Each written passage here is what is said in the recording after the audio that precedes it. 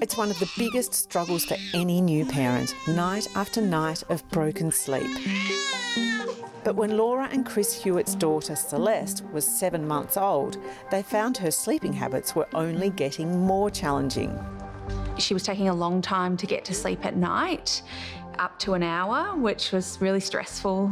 And the other thing was she was only sleeping very short naps. So maximum she would do is 30 minutes, and then we would have to try and battle her to try and get any extra time. We weren't really getting along very well because we were constantly arguing about how we could help her sleep better, who was going to settle her next time. We were walking around the house on eggshells because we didn't want to wake her up. And we were both not in a very good place with our mental health. No, I think as first-time parents, we had very high expectations on ourselves for the amount of sleep that she should be getting. And if we were failing to meet those expectations, I feel that we were letting her down. After trying every trick in the baby book to get Celeste sleeping soundly, an exhausted Laura and Chris decided to visit Tweddle, Melbourne's oldest baby sleep school. I didn't know what to expect from sleep school. I hadn't really had a lot of friends who'd used the service. Initially, we got into day stay. So that was when we came in just for a Saturday and had one of the clinicians with us to help us learn how to settle Celeste. It was actually a bit of a disaster, is my recollection, because I wanted to have everything fixed in the one day. I wanted to come in and I was so anxious in the lead up, and I wanted to learn everything I needed to know and leave that day with a new baby who was sleeping completely differently. The clinician who was working with us noticed that I was very distressed and suggested at that point that we needed more intensive support and that a residential stay would be better for us. And she was able to fast track that for us based on the amount of distress I was experiencing on the day. Tweddle's residential stays consist of 4 nights at their early learning centre, where clinicians, nurses and psychologists help families develop new settling strategies tailored to their children's needs. Some of the most important strategies to support sleep and settling is to really get to know that individual baby. Looking at their temperament and their character and the way they're communicating helps us to learn what we call subtle cues. That's their really early signs that they're tired, which might start happening maybe 30 minutes before they're due for sleep, to the more potent cues, which would be yawning, back arching, crying.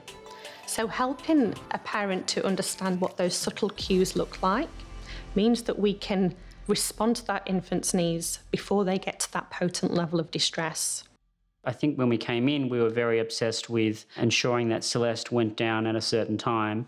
But when we would come into, say, the playroom, I think the clinicians were very good at helping us reframe that sort of way of thinking and adopt a more personalised approach so that we could actually watch Celeste as she got gradually more tired and make suggestions when we could start making a move towards, putting her down. Where's the lion? We would put her down, leave the room, and then the staff would stand with us and give us cues on when we might re-enter the room, what we might do when we go in, and also pick up on if we were getting quite anxious or distressed, and then let us know perhaps when we should swap with the other person as well. The new strategies learnt at sleep school can make an enormous difference, but above all else, Tweddle's staff aim to ease families' anxieties around their parenting skills. We're surrounded by social media platforms and news publications that will say this is what a typical infant should look like and should be doing and should be sleeping. And the reality is there's no right or wrong. Babies and infants grow and develop in all different shapes and sizes.